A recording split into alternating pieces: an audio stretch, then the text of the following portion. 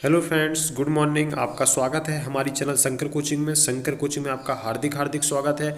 अगर आप चैनल पर नए हैं तो प्लीज़ चैनल को सब्सक्राइब कर लीजिए, वीडियो को लाइक कर दीजिए एंड शेयर कर दीजिए।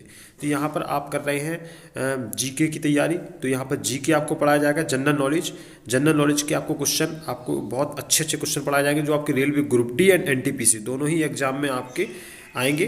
ठीक है, दो अगर आगे एग्जाम की आप तैयारी कर रहे हैं, railway group D and railway NTPC, railway group D and railway NTPC की अगर तैयारी कर रहे हैं तो आपको ये कोचिंग जरूर पढ़ना चाहिए। और मैं आपके लिए ऐसे क्वेश्चन लाऊंगा जो railway group D and railway NTPC दोनों ही एग्जाम के जो प्रीवियस क्वेश्चन होंगे, प्रीवियस ईयर में जो आपके क्वेश्चन हुए होंगे, पेपर हुए होंगे, उनके क्वेश्चन मैं यहाँ पर लाऊंगा और आपको यहाँ पर पढ़ाऊंगा। ठीक है, तो आप बने रहिए चैनल के साथ और सब्सक्राइब कर दीजिए चैनल को। अगर नए हैं आप तो please subscribe my channel Shankar coaching को सब्सक्राइब कर दीजिए। मैं यहाँ पर नेम लिख देता हूँ कोचिंग का, Shankar coaching, SHANKAR, Shankar coaching. अगर आप यूट्यूब पर सर्च करेंगे तो आपको ये चैनल मिल जाएगी और आप वहाँ पर जाके सब्सक्राइब कर सकते हैं और लाइक कर सकते हैं हमारी वीडियो को और शेयर कर दीजिए वीडियो को।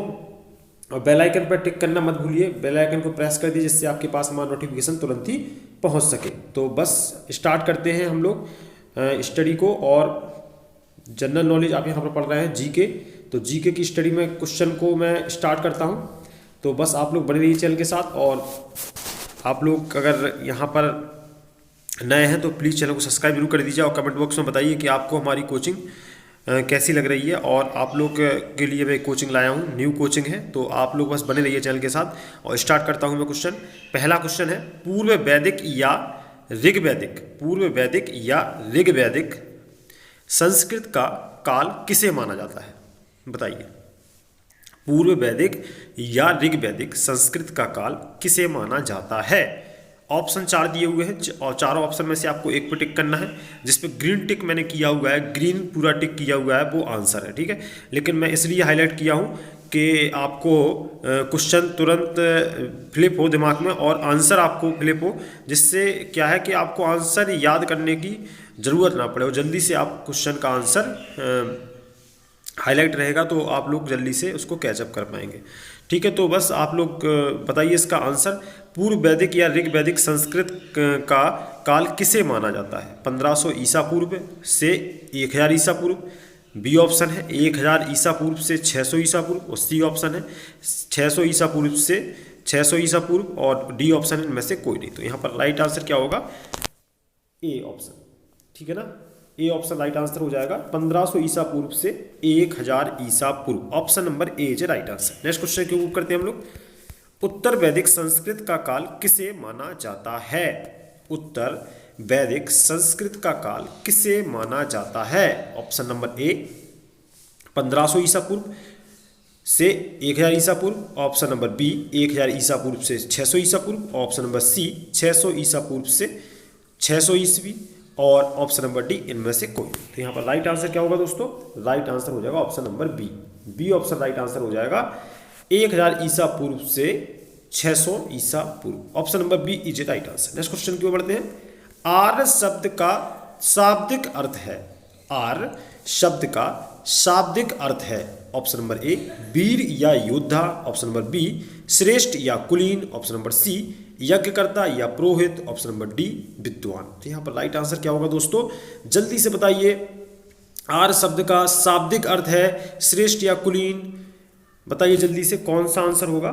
ये आपका हो जाएगा श्रेष्ठ या कुलीन, option number B is right answer.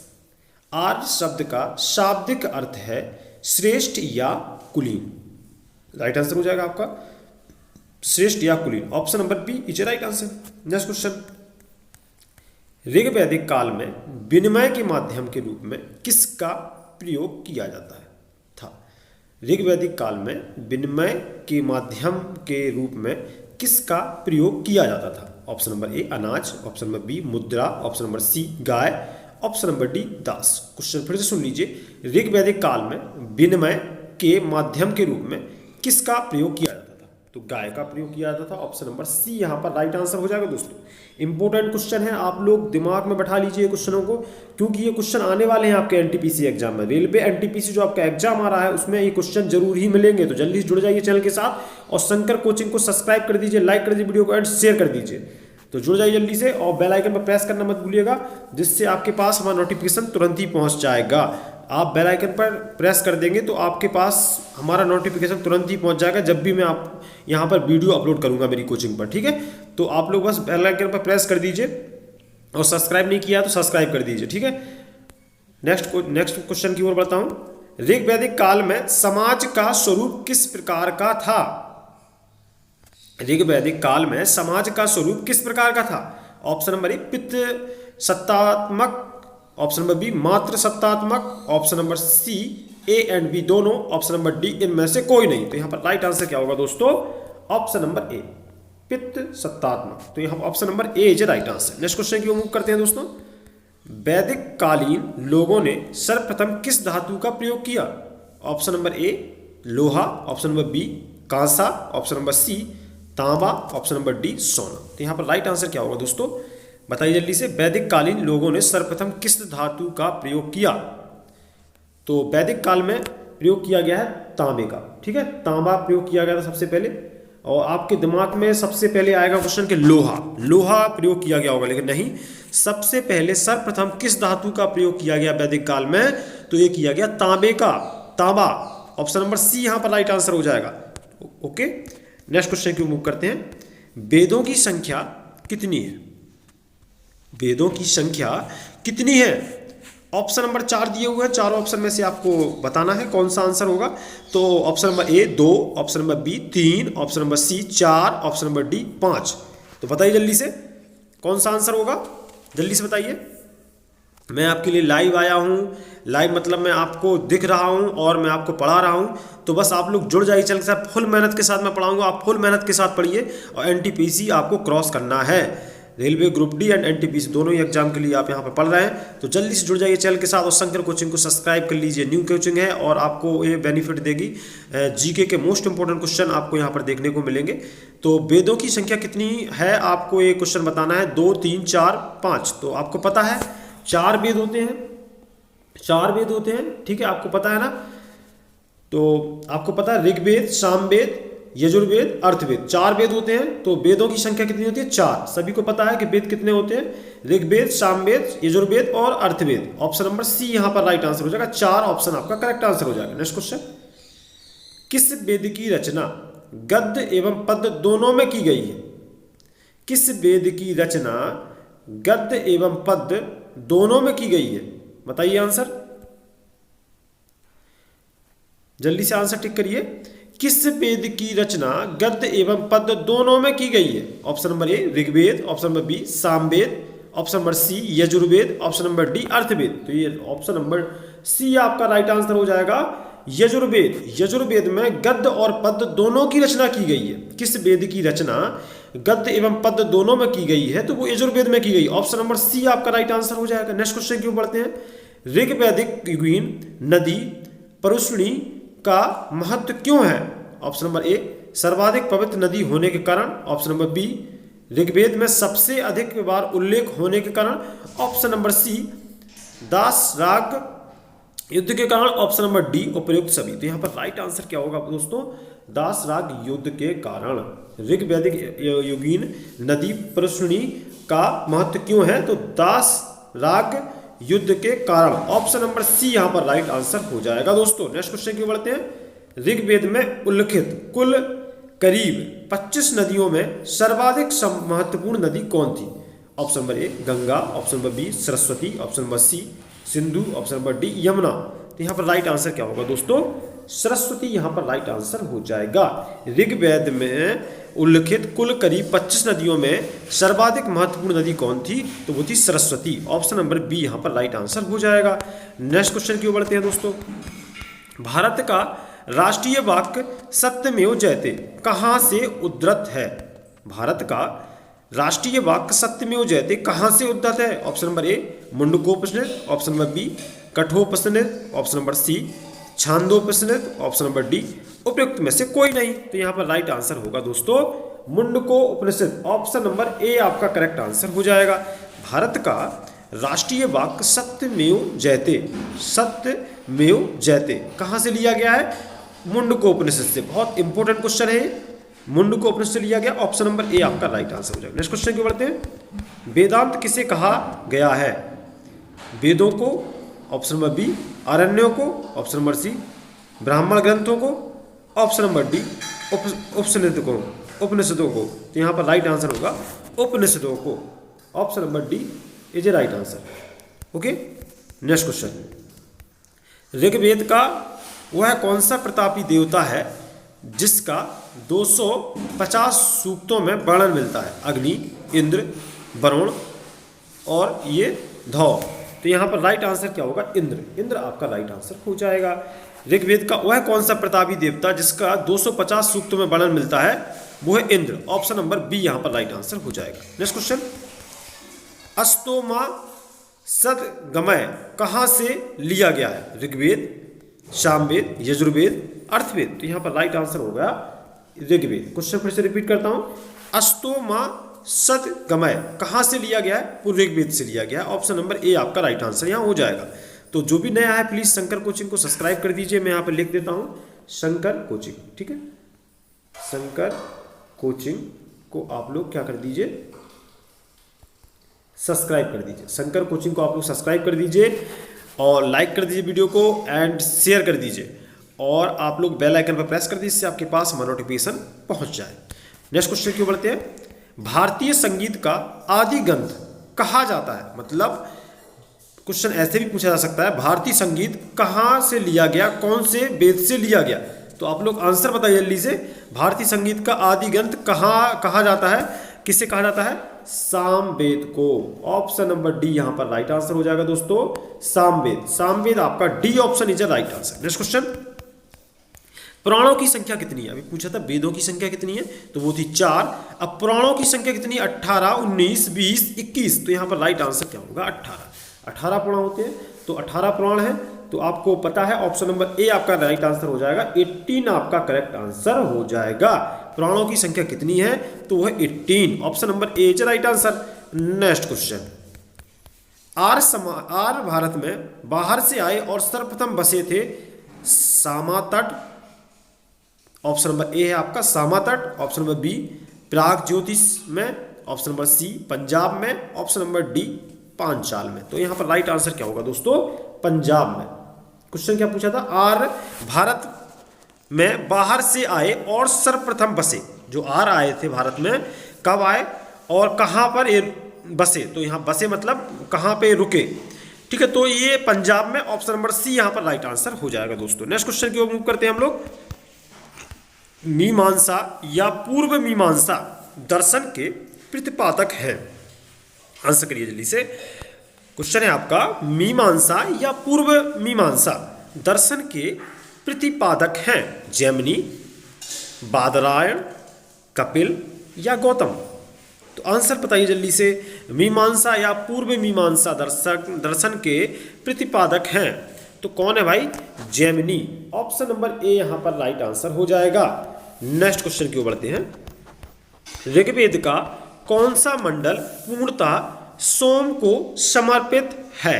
Rigveda का कौन सा मंडल पूर्णतः सोम को समर्पित है? ऑप्शन नंबर ए 7वां, ऑप्शन नंबर बी 8वां, ऑप्शन नंबर सी 9वां, ऑप्शन नंबर डी 10वां। तो यहाँ पर राइट आंसर क्या होगा दोस्तों?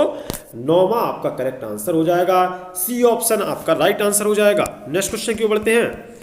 आध्यात्म ज्ञान के विषय में नचिकेता और यम का संवाद किस उपनिषद में प्राप्त होता है? तो ये ऑप्शन नंबर कौन सा है? कठोपनिषद, ऑप्शन नंबर सी आपका राइट आंसर हो जाएगा। नेक्स्ट क्वेश्चन की ओर बढ़ते हैं। भारत के किस स्थल की खुदाई से लौह धातु के प्रचलन के प्राचीनतम प्रमाण मिले हैं?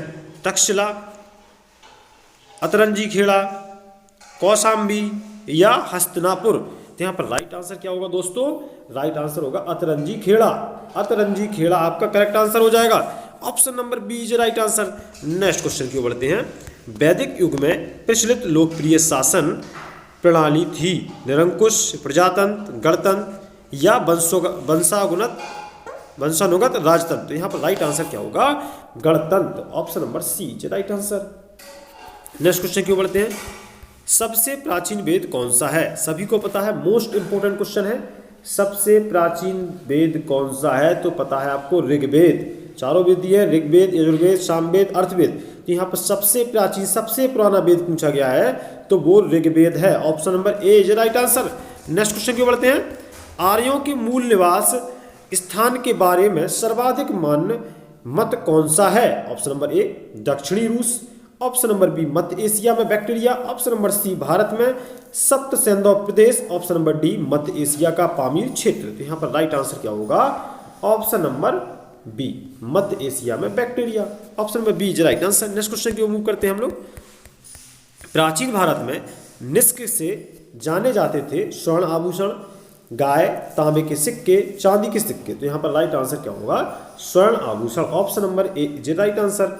नेक्स्ट क्वेश्चन की ओर भागते हैं। नेक्स्ट क्वेश्चन की ओर हम लोग मूव करते हैं। सर्वप्रथम चारों आश्रमों के बारे में जानकारी कहाँ से मिलती है? सर्वप्रथम चारों आश्रम के बारे में जानकारी कहाँ से मिलती है?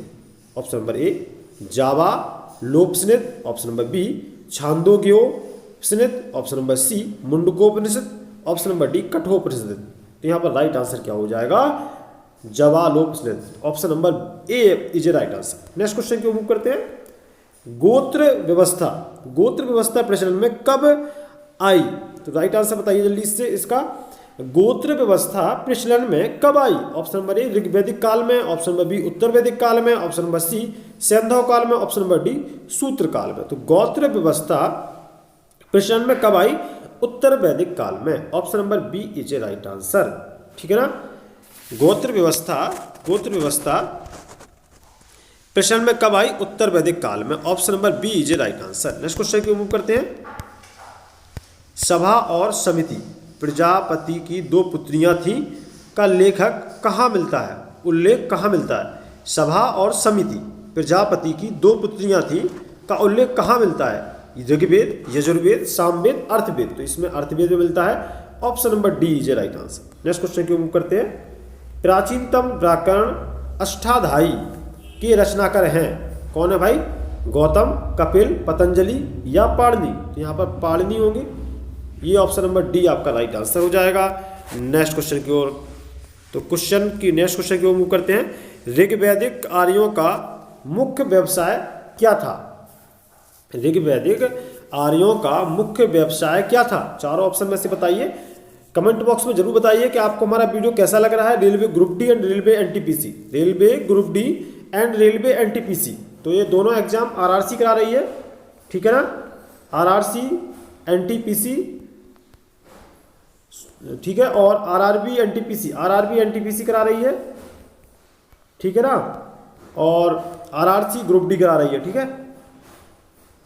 Railway recruitment cell, RRC, group D, तो दोनों ही एग्जाम आपके जो रेलवे के हैं इनके लिए आप अगर तैयारी कर रहे हैं तो बस आप लोग जुड़ जाइए हमारे चैनल के साथ। शंकर कोचिंग, आपको कुछ नहीं करना है, आप लोग यूट्यूब पर सर्च करिए शंकर कोचिंग सर्च करिए और आपको हमारी चैनल मिल जाएगी। और आप लोग क्या करिए, सबसे पहले सब्सक्राइब कर लीजिएगा, क्योंकि आप लोग अगर नए जुड़ रहे हैं तो आप लोग सब्सक्राइब कर लीजिए और आप लोग बेल आइकन पर टिक कर दीजिए और लाइक कर दीजिए वीडियो को। ओके, तो बढ़ते हैं क्वेश्चन की ओर। ऋग्वैदिक आर्यों का मुख्य व्यवसाय क्या था? तो वो था भाई, क्या था भाई? कृषि, पशुपालन, शिक्षा, व्यवसाय। बताइए जल्दी से आंसर। पशुपालन। ऋग्वैदिक आर्यों का मुख्य व्यवसाय था पशुपालन, पशुओं को पालते थे और उसी से अपना खर्चा चलाते थे, रोजी रोटी का उनका काम होता था, ठीक है। तो ऑप्शन नंबर बी यहाँ पर राइट आंसर हो जाएगा। नेक्स्ट क्वेश्चन की मूव करते हैं हम लोग। तो क्वेश्चन नंबर 30 तक आप क्वेश्चन पढ़ चुके हैं, तो आगे कंटिन्यू करते हैं हम लोग क्वेश्चन को। और आपको कैसा लग रहा है हमारा क्लास, जरूर कमेंट बॉक्स में बताइए कि शंकर कोचिंग पर आपको कैसे वीडियो लग रहे हैं और कैसा आपको क्लास लग रहा है ये वाला जीके का। तो जीके कंप्लीट जीके आपको पढ़ाया जा रहा है, कंप्लीट जीके आपको यहाँ पर अध्ययन कराया जाएगा और आप लोग बस पढ़ते रहिए कोचिंग में।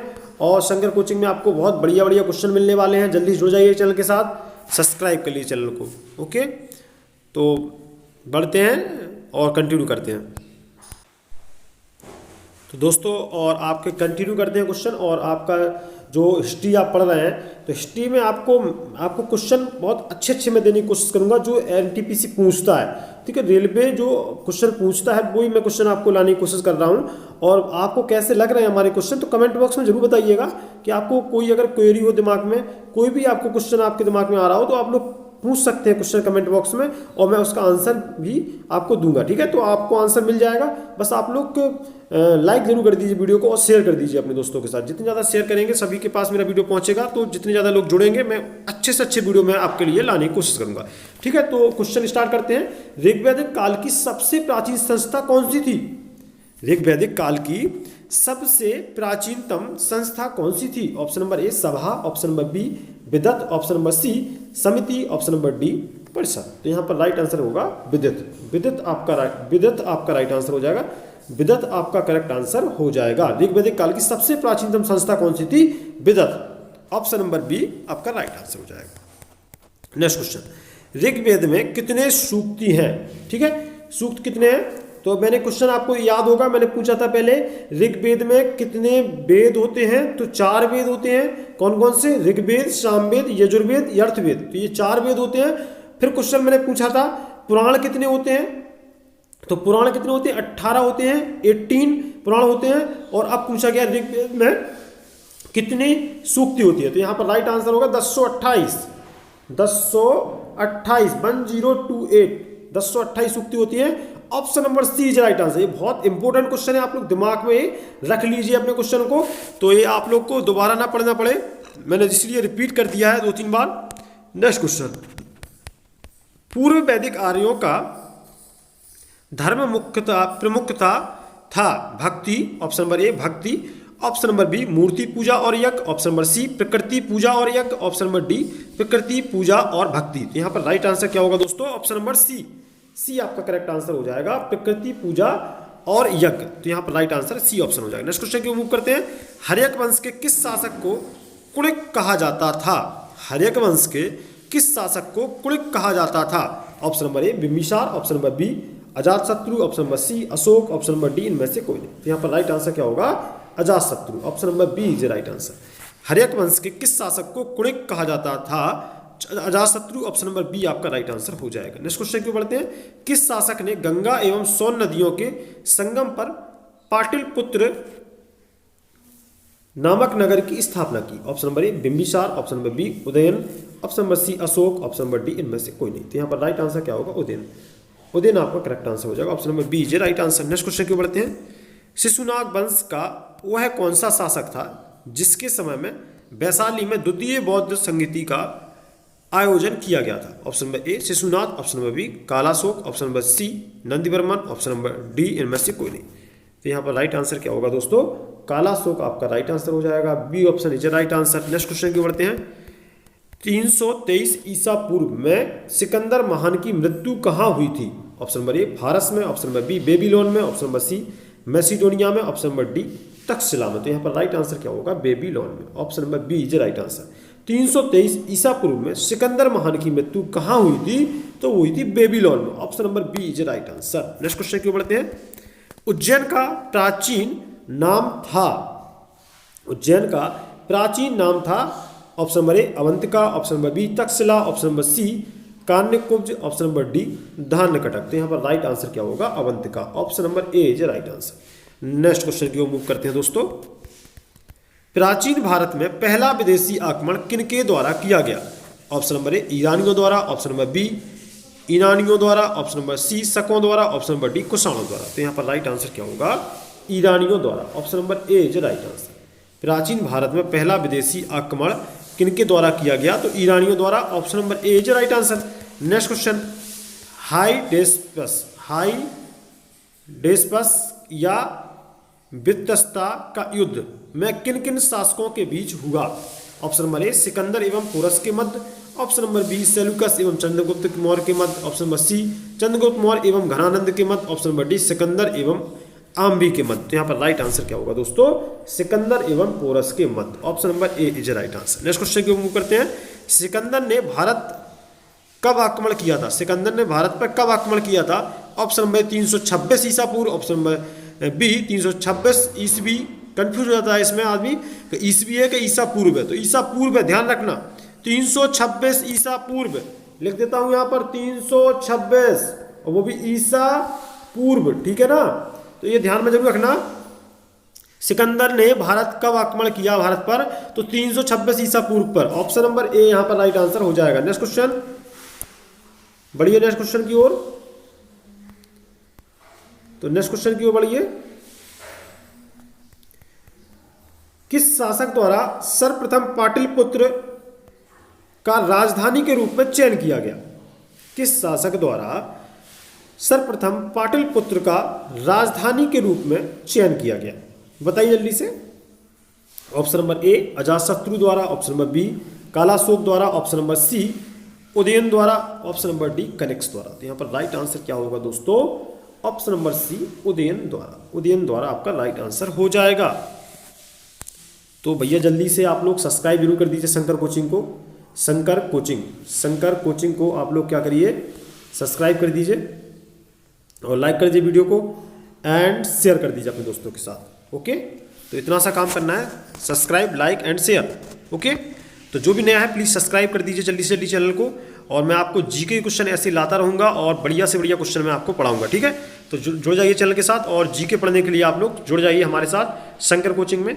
तो नेक्स्ट क्वेश्चन की ओर बढ़ते हैं हम लोग। 16 महाजनपदों की सूची उपलब्ध है। ऑप्शन नंबर ए महाभारत में, ऑप्शन नंबर बी अंगुत्तर निकाय में, ऑप्शन नंबर सी छांदोग्य उपनिषद में, ऑप्शन नंबर डी संयुक्त निकाय में। तो यहाँ पर राइट आंसर क्या होगा?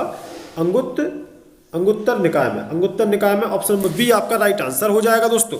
16 महाजनपदों की सूची उपलब्ध है किसमें?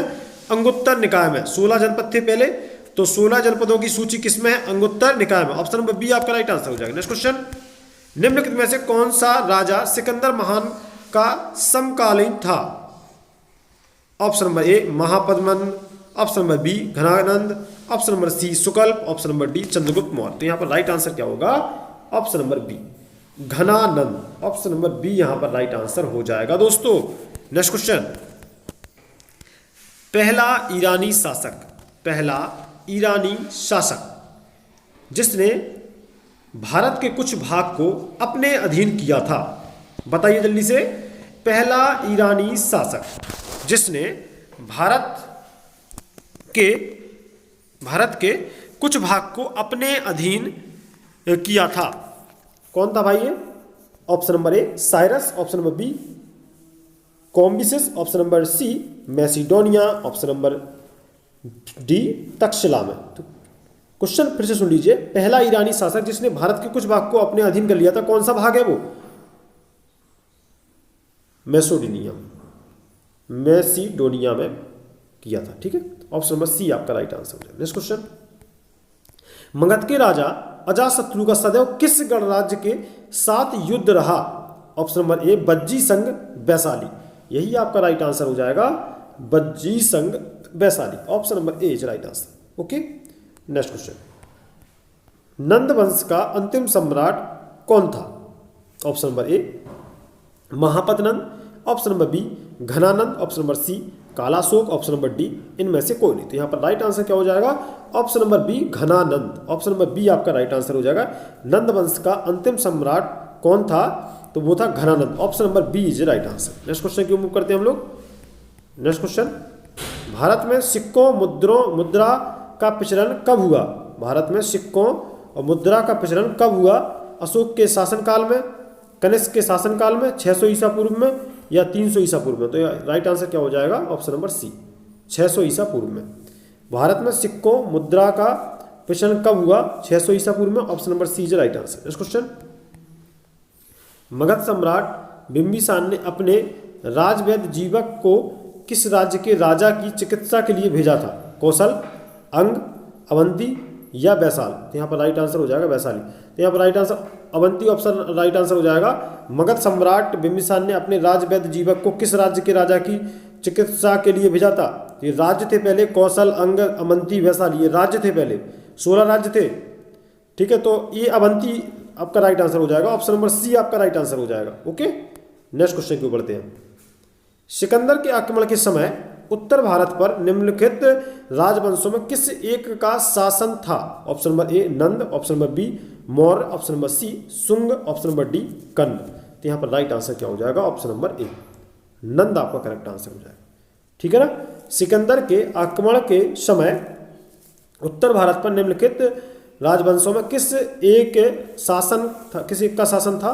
तो वो नंद कहा था। ऑप्शन नंबर ए आपका राइट आंसर हो जाएगा। नेक्स्ट क्वेश्चन, निम्नलिखित में से कौन सिकंदर के साथ भारत आने वाला इतिहासकार नहीं था? Option number A Nearchus, option number B Onesicritus, option number C Aristobulus, option number D Herodotus. तो यहाँ पर राइट आंसर क्या होगा? Herodotus. Option number D is right answer. निम्नलिखित में से कौन सिकंदर के साथ भारत आने वाला इतिहासकार नहीं था? Option number D Herodotus. तो यहाँ पर right answer option number D हो जाएगा। D option is a correct answer. Next question, Mahajanapada काल में श्रेणियों के संचालक को कहा जाता था? ऑप्शन नंबर ए श्रेष्ठन, ऑप्शन नंबर बी सेठ, ऑप्शन नंबर सी जेठकर, ऑप्शन नंबर डी ग्राम सेवक। तो यहाँ पर राइट आंसर क्या होगा? श्रेष्ठन आपका करेक्ट आंसर हो जाएगा। Option number A is right answer.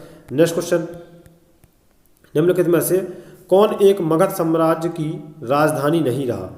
Option number A गिरिब्रज, option number B Rajgriha, option number C Pataliputra, option number D Kaushambi. तो यहाँ पर राइट आंसर क्या होगा? कौशाम्बी आपका राइट आंसर हो जाएगा।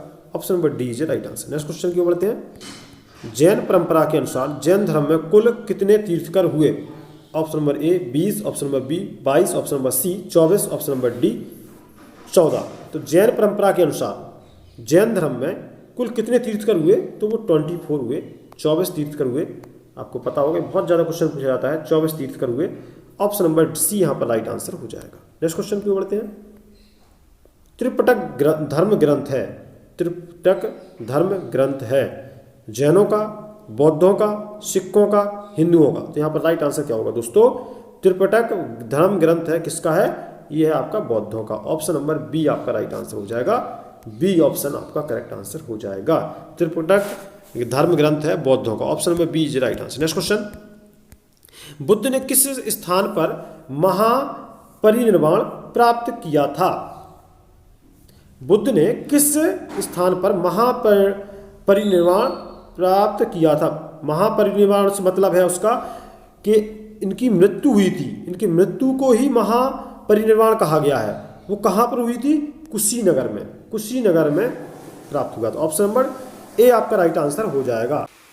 तो आपका यहाँ पर राइट आंसर कुशीनगर हो जाएगा। Option number A is right answer.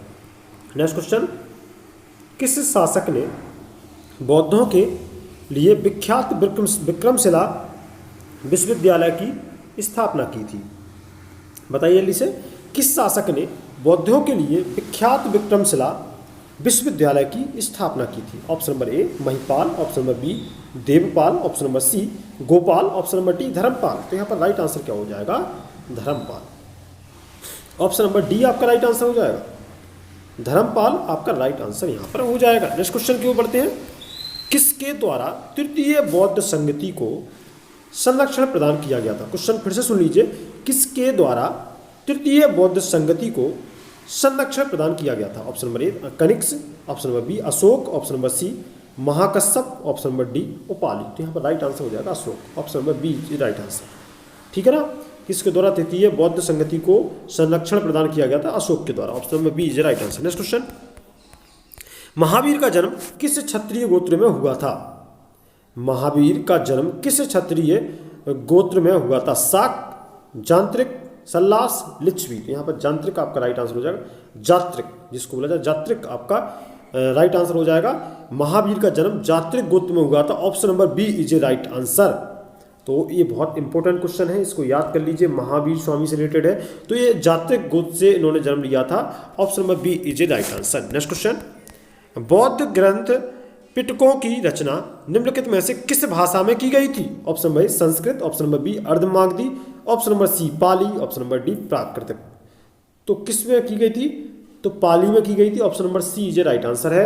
और आपको ये क्वेश्चन आपने 30 फिर से कर लिए। तो आपके कुल मिला के आपके 60 क्वेश्चन कंप्लीट हो चुके हैं। तो आपने 60 क्वेश्चन अभी कंप्लीट कर लिए हैं। तो बस जल्दी से जुड़ जाइए चैनल के साथ, और मैं लगातार पढ़ा रहा हूँ। मैं अभी और क्वेश्चन आपको स्टडी कराऊंगा अभी इसी स्लाइड में। तो आप लोग जुड़ जाइए चैनल के साथ। और शंकर कोचिंग SHANKAR आप टाइप करिए, शंकर कोचिंग यूट्यूब पर टाइप करेंगे और सर्च कर लेंगे तो आपको हमारी चैनल मिल जाएगी। और आपको हमारी चैनल मिल जाएगी तो आप लोग वहाँ पर सब्सक्राइब कर लीजिए, लाइक कर दीजिए वीडियो को एंड शेयर कर दीजिए। आपको यहाँ पर जीके पढ़ाई जाएगी, जनरल नॉलेज की आपको कंप्लीट स्टडी कराई जाएगी। बस आप लोग चैनल के साथ बने रहिए और बेल आइकन पर टच कर दीजिए, प्रेस कर दीजिए, जिससे आपके पास हमारा नोटिफिकेशन सबसे पहले पहुँच सके। ठीक है, तो स्टार्ट करते हैं। दोस्तों आप लोग कंटिन्यू कर रहे हैं इस सेशन को, और आपको यहाँ पर हिस्ट्री पढ़ाई जा रही है। मैं आपको बता दूं, आपको हिस्ट्री पढ़ाई जा रही है, इतिहास पढ़ाई जा रही है यहाँ पर। तो इतिहास पढ़ रहे हैं आप, हिस्ट्री पढ़ाई जा रही है आपको। तो बस आप लोग यहाँ पर इतिहास का अध्ययन कर रहे हैं। तो आपको बहुत बढ़िया अध्ययन कराया जा रहा है। Railway group D and railway NTPC दोनों ही आपके जो एग्जाम हैं उनके लिए आप, ठीक है ना। तो आप लोग बस चैनल के साथ बने रहिए। आप लोग को बढ़िया से बढ़िया यहाँ पर मिल रहे हैं वीडियो, और आपको जीके के यहाँ पर क्वेश्चन मिलते रहेंगे। बस आप लोग स्टडी करते रहिए शंकर कोचिंग के साथ। तो क्वेश्चन क्या है, स्टार्ट करते हैं। क्वेश्चन नंबर 1 है, शंकर कोचिंग को सब्सक्राइब जरूर कर लीजिएगा, ठीक है ना। तो क्वेश्चन नंबर 1 है, गौतम बुद्ध द्वारा अपने धर्म में दीक्षित किया जाने वाला अंतिम व्यक्ति निम्नलिखित में से कौन था? Option number A Anand, option number B Sariputra, option number C Trishala, option number D Subhadra. यहाँ पर राइट आंसर क्या होगा दोस्तों? सुभद्र आपका करेक्ट आंसर हो जाएगा। गौतम बुद्ध द्वारा अपने धर्म में दीक्षित किया जाने वाला अंतिम व्यक्ति निम्नलिखित में से कौन था? वो Subhadra. Option number D is right answer. Next question की बढ़ते हैं। प्राचीनतम विश्वविद्यालय कौन था? Option number A Gandhar, option number B Kannauj, option number C Nalanda, option number D Vaishali. तो यहाँ पर राइट आंसर क्या होगा दोस्तों? Nalanda is a right answer. Option number C is a right answer. Next question की ओर बढ़ते हैं। किस भाषा का ज्यादा प्रयोग बौद्धवाद के प्रचार के लिए किया गया है? Option number A Sanskrit, option number B प्राकृतिक, option number C Pali, option number D Shauraseni. तो यहाँ पर राइट आंसर क्या होगा दोस्तों? पाली आपका राइट आंसर हो जाएगा। नेक्स्ट क्वेश्चन की ओर मूव करते हैं। महावीर की मृत्यु कहाँ हुई थी? महावीर की मृत्यु कहाँ हुई थी? Option number A Shravanabelagola, option number B Lumbini, option number C कुल गुमले, ऑप्शन नंबर डी पावापुरी। तो यहाँ पर राइट आंसर हो जाएगा महावीर की मृत्यु कहाँ हुई थी? पावापुरी में हुई थी, Pawapuri. Option number D is right answer. Next question की ओर बढ़ते हैं हम लोग। जैनियों के पहले तीर्थकर कौन थे? जैनियों के पहले तीर्थकर कौन थे? और इंपोर्टेंट क्वेश्चन ऋषभदेव थे। बहुत ज़्यादा इंपॉर्टेंट क्वेश्चन है, पूछा जाता है पहले तीर्थकर, 24वें तीर्थकर और 23वें तीर्थकर। तो जैनियों के पहले तीर्थकर आपके थे ऋषभदेव, ठीक है। ऑप्शन नंबर डी आपका राइट आंसर हो जाएगा। नेक्स्ट क्वेश्चन, मठ मंदिर और स्तूप किस धर्म से संबंधित है? बौद्ध धर्म, जैन धर्म, हिंदू धर्म, ईसाई धर्म। यहाँ पर राइट आंसर दोस्तों क्या हो जाएगा? बौद्ध धर्म। ऑप्शन नंबर ए आपका राइट आंसर हो जाएगा। ओके, नेक्स्ट क्वेश्चन की बढ़ते हैं। गौतम बुद्ध ने अपना प्रथम उपदेश कहाँ दिया था? गौतम बुद्ध ने अपना प्रथम उपदेश कहाँ दिया था? ऑप्शन नंबर ए बोधगया में, ऑप्शन नंबर बी लुम्बिनी में, ऑप्शन नंबर सी सारनाथ में, ऑप्शन नंबर डी कुशीनगर। तो जल्दी से बताइए क्वेश्चन का आंसर, मैं आपका वेट कर रहा हूँ। तो आप लोग जल्दी से कमेंट बॉक्स में आंसर कर दीजिए जल्दी से। गौतम बुद्ध ने अपना प्रथम उपदेश कहाँ दिया था? बहुत बढ़िया क्वेश्चन है, इंपॉर्टेंट क्वेश्चन है। बोधगया में, लुम्बिनी में, सारनाथ में, कुशीनगर में। तो यहाँ पर राइट आंसर क्या हो जाएगा? सारनाथ में। ऑप्शन नंबर सी आपका राइट आंसर हो जाएगा। प्रथम उपदेश सारनाथ में दिया था, ठीक है। नेक्स्ट क्वेश्चन, बौद्ध धर्म ग्रहण करने वाली पहली महिला कौन थी? Option number A Yashodhara, option number B Mahamaya, option number C Mahaprajapati, option number D Bimba. तो यहाँ पर राइट आंसर क्या हो जाएगा? महाप्रजापति गौतमी। महाप्रजापति गौतमी राइट आंसर हो जाएगा। Option number C is right answer. बौद्ध धर्म ग्रहण करने वाली पहली महिला कौन थी? Mahaprajapati Gautami. Option number C is right answer. Next question, जातक किसका ग्रंथ है? जातक किसका ग्रंथ है? Option number A Vaishnava, option number B Jain, option number C Bauddha, option number D शैव। यहाँ पर राइट आंसर क्या हो जाएगा? Bauddha. Option number C is right answer. Jataka किसका ग्रंथ है? तो बौद्ध का है। ऑप्शन नंबर सी यहाँ पर राइट आंसर हो जाएगा। नेक्स्ट क्वेश्चन की ओर बढ़ते हैं। सिद्धार्थ बुद्ध को ज्ञान प्राप्ति कहाँ हुई थी? ए ऑप्शन है Varanasi, option number B Sarnath, option number C Kushinagar, option number D Gaya. तो यहाँ पर राइट आंसर दोस्तों क्या होगा, जल्दी से बताइए। सिद्धार्थ बुद्ध को ज्ञान प्राप्ति कहाँ हुई थी? Option number A Varanasi, option number B Sarnath, option number C Kushinagar, option number D Gaya. तो यहाँ पर राइट आंसर क्या होगा? तो दोस्तों सिद्धार्थ बुद्ध को ज्ञान प्राप्ति कहाँ हुई थी? वो हुई थी गया में। ऑप्शन नंबर डी आपका राइट आंसर हो जाएगा। डी ऑप्शन आपका करेक्ट आंसर हो जाएगा। नेक्स्ट क्वेश्चन की ओर बढ़ते हैं। सारनाथ में बुद्ध का प्रथम प्रवचन कहलाता है, बताइए जल्दी से आंसर। सारनाथ में बुद्ध का प्रथम प्रवचन कहलाता है। Option number A Mahavinishkraman, option number B Mahaparinirvan, option number C Mahamastak Abhishek, option number D Dharmachakra Pravartan. तो यहाँ पर right answer option number D हो जाएगा। धर्मचक्र प्रवर्तन आपका करेक्ट आंसर हो जाएगा। नेक्स्ट क्वेश्चन को मूव करते हैं हम लोग। बुद्ध को किस नदी के तट पर ज्ञान प्राप्त हुआ? Option number A Niranjana, option number B Rijupalika, option number C Ganga, option number D Yamuna. तो यहाँ पर राइट आंसर क्या होगा दोस्तों? निरंजना। ऑप्शन नंबर ए आपका राइट आंसर हो जाएगा। नेक्स्ट क्वेश्चन की ओर बढ़ते हैं हम लोग। गौतम बुद्ध द्वारा भिक्षुणी संघ की स्थापना कहाँ की गई? Option number A Sarnath, option number B Kapilavastu, option number C Vaishali, option number D Gaya. यहाँ पर राइट आंसर क्या हो जाएगा? ऑप्शन नंबर सी वैशाली आपका करेक्ट आंसर हो जाएगा। नेक्स्ट क्वेश्चन की ओर बढ़ते हैं हम लोग। बोध गया में स्थित वह बोधि वृक्ष जिसके नीचे बुद्ध को ज्ञान प्राप्त हुआ था किस शासक द्वारा कटवाया गया? Option number A Pushyamitra Shunga, option number B Huna राजा Mihirakula, option number C Gaur के राजा Shashank, option number D Mahmud Ghazni. तो यहाँ पर राइट आंसर क्या हो जाएगा? गौड़ के राजा Shashank, option number C is right answer. Next question की बढ़ते हैं। बौद्ध धर्म के 5 महापर्वतों का उल्लेख कहाँ मिलता है? Option number A Mundakopanishad, option number B Chandogyopanishad, option number C Taittiriyopanishad, option number D Kenopanishad. तो यहाँ पर राइट आंसर क्या होगा? Chandogyopanishad, option number B is right answer. Next question की ओर करते हैं। बुद्ध ने प्रारंभिक अनुयायियों में सर्वाधिक संख्या किसकी थी? ऑप्शन नंबर ए वैश्यों की, ऑप्शन नंबर बी ब्राह्मणों की, ऑप्शन नंबर सी क्षत्रियों की, ऑप्शन नंबर डी शूद्रों की। तो यहाँ पर राइट आंसर क्या हो जाएगा? ब्राह्मणों की, option number B option is the right answer. Question क्या है? बुद्ध ने प्रारंभिक अनुयायियों में सर्वाधिक संख्या किसकी थी? ब्राह्मणों की, option number B is right answer. Next question की ओर बढ़ते हैं। बुद्ध के अष्टांगिक मार्ग के बारे में प्रथम जानकारी कहां से मिलती है? तो ऑप्शन नंबर ए सीधा टिक कर देंगे आप लोग, Chandogyopanishad, option number A is right answer. Next question. किसे एशिया की रोशनी कहा जाता है? किसे एशिया की रोशनी कहा जाता है? Option number A Mahatma Gandhi को, option number B Gautam Buddha को, ऑप्शन नंबर सी माओ त्से तुंग को, ऑप्शन नंबर डी अकबर को। तो यहाँ पर राइट आंसर हो जाएगा गौतम बुद्ध को। क्वेश्चन बहुत अच्छा है, इंपोर्टेंट है। किसे एशिया की रोशनी कहा जाता है? गौतम बुद्ध को। ओके, एशिया की रोशनी कहा जाता है गौतम बुद्ध को, ऑप्शन नंबर बी ये राइट आंसर हो जाएगा। नेक्स्ट क्वेश्चन की ओर बढ़ते हैं। दिलवाड़ा के जैन मंदिरों का निर्माण किसने करवाया था? क्वेश्चन फिर से सुन लीजिए। दिलवाड़ा के जैन मंदिरों का निर्माण किसने करवाया था? ऑप्शन नंबर ए चोलों ने, ऑप्शन नंबर बी चंदेलों ने, ऑप्शन नंबर सी चालुक्यों ने, ऑप्शन नंबर चालुक्यों या सोलंकियों ने। यहाँ पर ऑब्लिक लगा हुआ है, चालुक्यों ऑब्लिक सोलंकियों ने। तो ये राइट आंसर यही हो जाएगा। Okay, option number C is right answer. ठीक है ना। Next question. नागार्जुन कौन थे? ग्रीक राजा, वैष्णव संत, जैन मठवासी, बौद्ध दार्शनिक। तो यहाँ पर right answer option number D हो जाएगा। बौद्ध दार्शनिक आपका करेक्ट आंसर हो जाएगा। नेक्स्ट क्वेश्चन की बढ़ते हैं।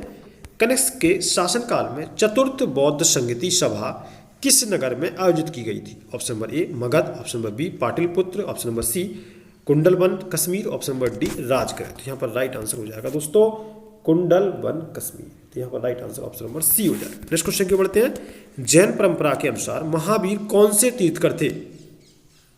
क्वेश्चन फिर से आ गया तीर्थकर का। तो मैंने बताया था 24 में, 23 में और पहले तो ऋषभ देव थे, और आपको ये पता चल गया महावीर कौन से थे? 24 में तीर्थकर। तो क्वेश्चन पूछा ऐसे भी जा सकता है कि 24 में तीर्थक कौन थे? जैन के, जैन परंपरा के 24 में तीर्थक कौन थे? तो महावीर स्वामी, ठीक है, महावीर थे। ऑप्शन नंबर यहाँ पर 24 है, क्योंकि पूछा गया है महावीर कौन से तीर्थ करते हैं, तो 24 में option number D is right answer. Rishabhdev कौन से थे, तो पहले प्रथम। ओके, नेक्स्ट क्वेश्चन की बढ़ते हैं।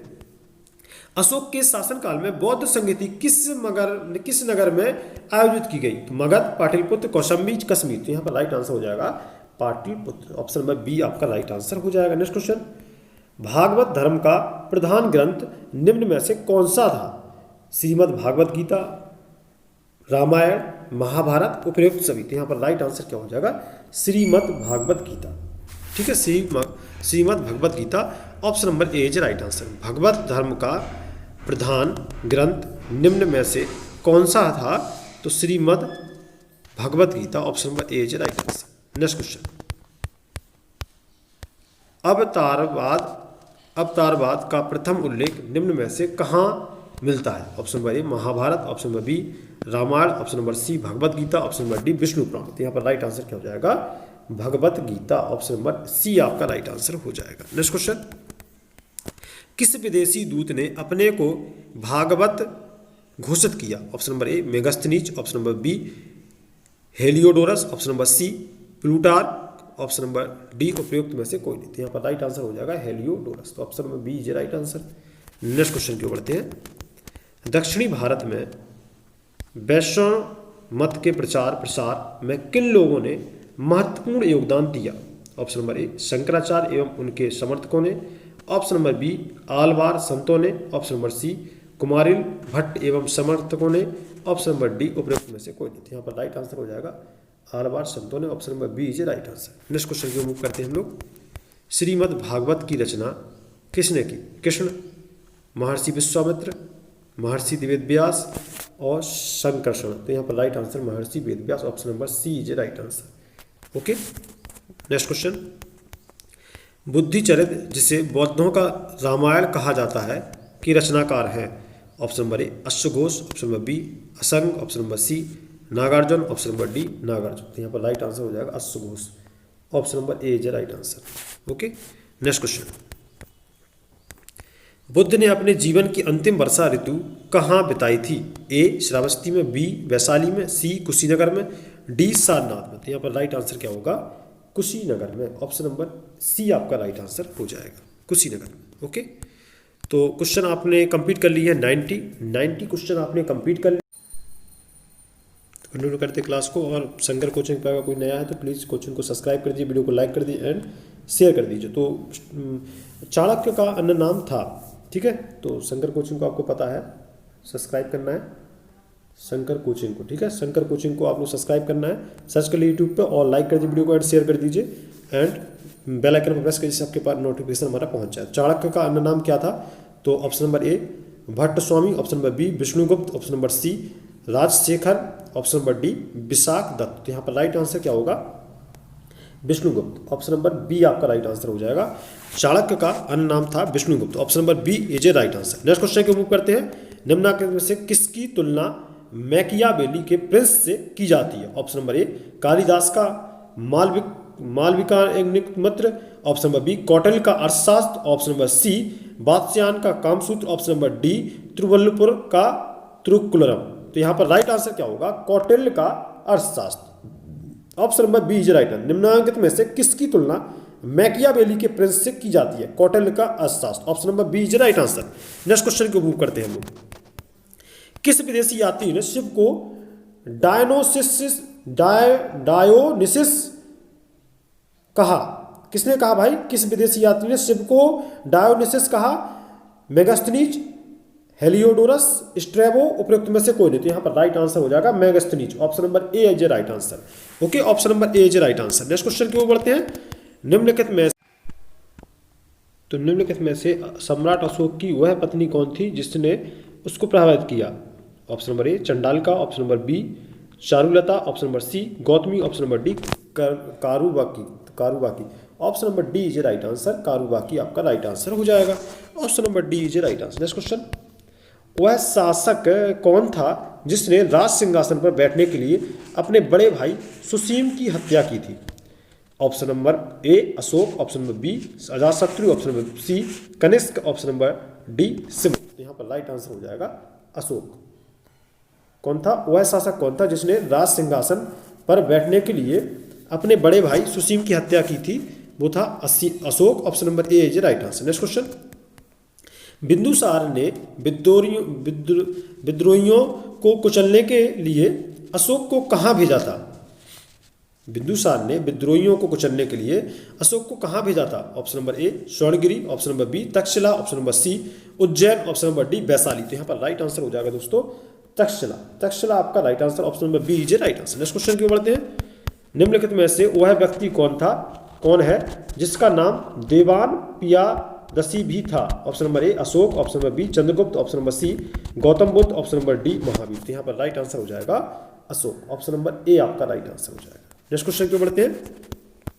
निम्नलिखित में से प्राचीनतम राजवंश कौन सा है? Option number A Maurya, option number B Gupta, option number C Kushan, option number D Kanva. तो यहाँ पर राइट आंसर हो जाएगा Maurya. Option number A is right answer, Maurya आपका right answer. Next question, Kautalya Chanakya किसका प्रधानमंत्री था? Option number A Chandragupta second का, option number B Chandragupta Maurya, option number C Ashoka, option number D Ajatashatru. तो यहाँ पर राइट आंसर हो जाएगा Chandragupta Maurya. Option number B is right answer. Next question की ओर बढ़ते हैं। नेक्स्ट क्वेश्चन क्या है? पश्चिमी भारत में खरोष्ठी लिपि का प्रचार किन के संपर्क के बाद शुरू हुआ? ऑप्शन नंबर ए ईरानियों के संपर्क के बाद, ऑप्शन नंबर बी ईरानियों के संपर्क के बाद, ऑप्शन नंबर सी उपयुक्त दोनों के संपर्क के बाद, ऑप्शन नंबर डी उपयुक्त में से कोई नहीं। तो यहाँ पर राइट आंसर हो जाएगा ईरानियों के संपर्क के बाद। Option number B is right answer. Next question की ओर बढ़ते हैं। चंद्रगुप्त के शासन विस्तार में किसने मुख्य रूप से मदद की थी?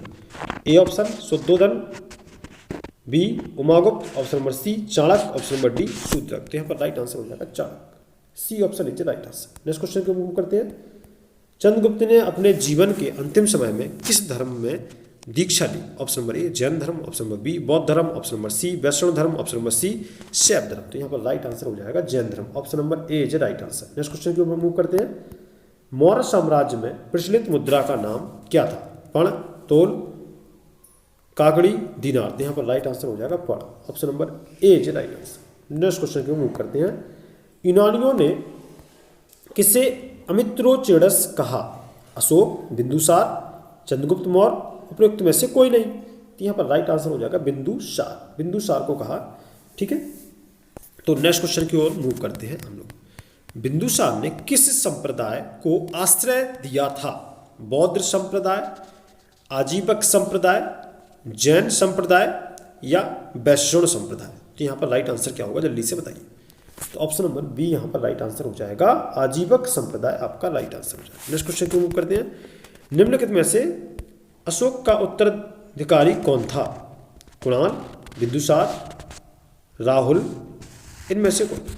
तो यहाँ पर राइट आंसर हो जाएगा कुणाल। कुणाल आपका राइट आंसर हो जाएगा। Option number A is right answer. Next question, Mudrarakshasa का लेखक निम्न में से कौन है? अश्वघोष, विशाखदत्त, कालिदास या भास? तो यहाँ पर राइट आंसर हो जाएगा ऑप्शन नंबर बी विशाखदत्त आपका करेक्ट आंसर हो जाएगा दोस्तों। नेक्स्ट क्वेश्चन की ओर मूव करते हैं। निम्नलिखित में से किस शहर में अशोक के शिलालेख नहीं है? गिरनार, कंधार, पाटलिपुत्र, टोपरा? तो यहाँ पर राइट आंसर हो जाएगा Pataliputra. Option number C is right answer. Next question की मूव करते हैं दोस्तों। अर्थशास्त्र का लेखक समकालीन था अशोक, चंद्रगुप्त, चंद्रगुप्त विक्रमादित्य, समुद्रगुप्त? यहाँ पर राइट आंसर हो जाएगा Samudragupta. Option number B is right answer. Next question को मूव करते हैं। मौर्य काल में शिक्षा का सर्वाधिक प्रसिद्ध केंद्र था तक्षशिला, वैशाली, नालंदा, उज्जैन? तो यहाँ पर राइट आंसर हो जाएगा Takshashila. Option number A is right answer हो जाएगा तक्षशिला। मौर्य काल में शिक्षा का सर्वाधिक प्रसिद्ध केंद्र था Takshashila. Option number A is right answer हो जाएगा। ओके, नेक्स्ट क्वेश्चन को मूव करते हैं। नेक्स्ट क्वेश्चन है आपके स्क्रीन के सामने। मेगस्थनीज, मेगस्थनीज की पुस्तक का नाम क्या है? बताइए जल्दी से, मेगस्थनीज की पुस्तक का नाम क्या है? चारों ऑप्शन आपके सामने हैं, तो कमेंट बॉक्स में जल्दी से बता दीजिए कमेंट करके आंसर क्या होगा। अर्थशास्त्र, ऋग्वेद, पुराण, इंडिका? मेगस्थनीज की पुस्तक का नाम क्या है? तो वो है इंडिका। ऑप्शन नंबर डी यहाँ पर राइट आंसर हो जाएगा। डी ऑप्शन आपका इंडिका आपका करेक्ट आंसर हो जाएगा। तो जो भी शंकर कोचिंग में नया है प्लीज़ चैनल को सब्सक्राइब कर लीजिए। शंकर कोचिंग को मैं यहाँ पर लिख देता हूँ, शंकर कोचिंग को, ठीक है ना। शंकर कोचिंग को आपको क्या करना है, आपको सब्सक्राइब करना है। मैं यहाँ पर लिख देता हूँ रेड कलर में। तो Shankar coaching SHANKAR Shankar, okay, coaching, COACHING। तो ये आपको लिखना है शंकर कोचिंग। शंकर कोचिंग आप यूट्यूब पर सर्च करेंगे तो आपको चैनल मिल जाएगी। और आपको क्या करना है, सब्सक्राइब करना है, लाइक करना है एंड शेयर करना है। ओके, क्या करना है, सब्सक्राइब, लाइक एंड शेयर और बेल आइकन पर प्रेस करना, जिससे आपके पास में नोटिफिकेशन पहुंच सके। तो शंकर कोचिंग को सबसे पहले सब्सक्राइब कर दीजिए। न्यू चैनल है, आपको जीके आपको पढ़ा रहे हैं, यहाँ पर जीके की स्टडी करा रहे हैं, जीके की स्टडी करा रहे हैं। और जीके आपको पढ़ाया जाएगा जनरल नॉलेज, कंप्लीट जीके पढ़ाया जाएगा, group D and NTPC, railway NTPC, RRB NTPC जो आपका एग्जाम आने वाला है उसके लिए आपको यहाँ पर कंप्लीट स्टडी कराई जा रही है। बस आप लोग बने रहिए चैनल के साथ और चैनल को सब्सक्राइब जरूर कर दीजिएगा। ओके, तो आपको यहाँ पर कंटिन्यू करते हैं क्लास को और आप लोग बस बने रहिए चैनल के साथ, ठीक है ना। तो स्टार्ट करते हैं फिर से। मेगास्थनीज की पुस्तक का नाम आपने बता दिया, इंडिका है, ऑप्शन नंबर डी यहाँ पर राइट आंसर हो जाएगा। नेक्स्ट क्वेश्चन की ओर मूव करते हैं हम लोग। अशोक के शिलालेखों में प्रयुक्त भाषा है, जो अशोक के शिलालेख थे उनमें प्रयुक्त भाषा कौन सी है? Option number A Sanskrit, option number B प्राकृतिक, option number C Pali, option number D Hindi. तो यहाँ पर राइट आंसर होगा प्राकृत। प्राकृत आपका राइट आंसर हो जाएगा, option number B is a right answer. Next question की ओर मूव करते हैं। निम्नलिखित में से किस मौर्य राजा ने दक्कन की विजय प्राप्त की थी? Option number A Ashoka, option number B Chandragupta, option number C Bindusara, option number D Kunal. तो यहाँ पर राइट आंसर हो जाएगा Chandragupta, option number B is a right answer. Chandragupta is a right answer. Next question, Megasthenes ने भारतीय समाज को कितनी श्रेणियों में विभाजित किया? Option number A 4, option number B 5, option number C 6, option number D 7। यहाँ पर राइट आंसर क्या हो जाएगा दोस्तों? 7। Option number D is a right answer. Megasthenes ने भारतीय समाज को कितनी श्रेणियों में विभाजित किया? 7 श्रेणियों में विभाजित किया। Option number D is a right answer. तो आपको पढ़ना है आपको जीके में आपको मैं हिस्ट्री पढ़ा रहा हूँ। तो जीके में आपको हिस्ट्री पढ़ाया जा रहा है। हिस्ट्री के मोस्ट इंपोर्टेंट क्वेश्चन जो railway group D and NTPC में पूछे गए होंगे वो क्वेश्चन मैं यहाँ पर लाया हूँ। तो बस आप लोग बने रहिए चैनल के साथ और चैनल को सब्सक्राइब कर दीजिए। शंकर कोचिंग पे आपको हिस्ट्री पढ़ाई जा रही है। नेक्स्ट क्वेश्चन की मूव करते हैं। कौटिल्य के अर्थशास्त्र में किस पहलू पर प्रकाश डाला गया है? ए आर्थिक जीवन, बी राजनीतिक नीतियों, सी धार्मिक जीवन, डी सामाजिक जीवन। तो यहाँ पर राइट आंसर क्या होगा दोस्तों? राजनीतिक नीतियों, option number B is a right answer हो जाएगा। नेक्स्ट क्वेश्चन की मूव करते हैं। पाटलिपुत्र को किस शासक ने सर्वप्रथम अपनी राजधानी बनाई? Option number A Chandragupta Maurya, option number B Ashoka महान, option number C Chandragupta Vikramaditya, option number D Kanishka. तो यहाँ पर राइट आंसर हो जाएगा Chandragupta Maurya, option number A is a right answer. Next question की मूव करते हैं हम लोग। निम्न में से कौन सा क्षेत्र अशोक के साम्राज्य में सम्मिलित नहीं था? ए अफगानिस्तान, बी बिहार, सी श्रीलंका, डी कलिंग। तो यहाँ पर राइट आंसर हो जाएगा श्रीलंका, ऑप्शन नंबर सी आपका राइट आंसर हो जाएगा। निम्न में से कौन सा क्षेत्र अशोक के साम्राज्य में सम्मिलित नहीं था? वो था श्रीलंका, ऑप्शन नंबर सी आपका राइट आंसर हो जाएगा। नेक्स्ट क्वेश्चन, बराबर की गुफाओं का उपयोग किसने आश्रय गृह के रूप में किया? ए ऑप्शन आजीविकों के ने, बी थारुओं ने, सी जैनों ने और डी तांत्रिकों। तो यहाँ पर राइट आंसर हो जाएगा आजीविकों ने, option number A is right answer. Next question, किस अभिलेख से यह साबित होता है कि चंद्रगुप्त का प्रभाव पश्चिम भारत तक फैला हुआ था? ए कलिंग अभिलेख, बी अशोक का गिरनार अभिलेख, ऑप्शन नंबर सी रुद्रदमन का जूनागढ़ अभिलेख, ऑप्शन नंबर डी अशोक का सोपारा अभिलेख। यहाँ पर राइट आंसर हो जाएगा रुद्रदमन का जूनागढ़ अभिलेख, option number C is right answer. Okay, next question की ओर मूव करते हैं। केवल वह स्तंभ जिसमें अशोक ने स्वयं को मगध का सम्राट बताया था। क्वेश्चन फिर से सुन लीजिए। केवल वह स्तंभ जिसमें अशोक ने स्वयं को मगध का सम्राट बताया था। ऑप्शन नंबर ए मस्की का लघु स्तंभ, ऑप्शन नंबर बी रुमनदेई स्तंभ, ऑप्शन नंबर सी क्वीन स्तंभ, ऑप्शन नंबर डी भाब्रू स्तंभ। तो यहाँ पर राइट आंसर क्या हो जाएगा दोस्तों? भाब्रू स्तंभ, option number D is a right answer. ठीक है ना। केवल वह स्तंभ जिसमें अशोक ने स्वयं को मगध का सम्राट बताया है वो है भाब्रू स्तंभ, option number D is a right answer. Bhabru स्तंभ आपका राइट आंसर हो जाएगा। केवल वह स्तंभ जिसमें अशोक ने स्वयं को मगध का सम्राट बताया वो है भाब्रू स्तंभ, option number D is right answer. थोड़ा याद कर लीजिए इसको। भाब्रू स्तंभ है जिसमें अशोक ने स्वयं को मगध का सम्राट बताया। ठीक है ना। तो क्वेश्चन आपको कैसे लगे आप लोग कमेंट बॉक्स में कमेंट करके बताइए। शंकर कोचिंग के कमेंट बॉक्स में कमेंट करके बताइए कि आपको हमारे क्वेश्चन कैसे लगे जीके के। तो जीके आपको कंप्लीट जीके पढ़ाया जा रहा है, कंप्लीट, ठीक है ना, कंप्लीट, ठीक है, कंप्लीट एकदम आपको जीके कराया जाएगा। यहाँ पर अभी मैं आपको हिस्ट्री पढ़ा रहा हूँ, तो हिस्ट्री से रिलेटेड आपको क्वेश्चन जो भी क्वेरी हो आप पूछ सकते हैं। हिस्ट्री पढ़ा रहा हूँ मैं, तो ठीक है। तो हिस्ट्री आप इतिहास पढ़ रहे हैं, इतिहास में आपको क्वेश्चन हमारे कैसे लगे आप लोग कमेंट बॉक्स में कमेंट करके बताइए। और आपको क्या करना है कि आपको सबसे पहले वीडियो को लाइक करना है एंड शेयर करना है और बेल आइकन पर प्रेस करना है, इससे आपके पास हमारा नोटिफिकेशन तुरंत ही पहुंच सके। जब भी मैं नया वीडियो लाऊं तो आपके पास नोटिफिकेशन हमारा पहुंच जाए। तो बस आपको क्या करना है, subscribe and like and share, okay, और बेल आइकन पर प्रेस करना है, इससे आपके पास हमारा नोटिफिकेशन पहुंच जाए। तो शंकर कोचिंग को आप यूट्यूब पर सर्च कर लीजिए, आपको मिल जाएगी और आपको यहाँ वीडियो मिलते रहेंगे। Railway group D and NTPC दोनों के लिए आप अगर तैयारी कर रहे हैं तो आप जीके पढ़ना मत भूलिएगा और आप लोग चैनल को सब्सक्राइब जरूर कर लीजिएगा। न्यू चैनल है आपके लिए, तो आपको स्टडी मटेरियल अच्छा लगेगी और आपको बहुत बढ़िया से यहाँ पर क्वेश्चन मिलते जाएंगे। और जो ग्रुप डी एनटीपीसी के प्रीवियस क्वेश्चन होंगे एग्जाम में पूछे गए वो क्वेश्चन यहाँ पर आपको देखने को मिलेंगे। तो जल्दी से जुड़ जाइए चैनल के साथ और सब्सक्राइब जरूर कर लीजिए चैनल को, लाइक कर दीजिए वीडियो को एंड शेयर कर दीजिए।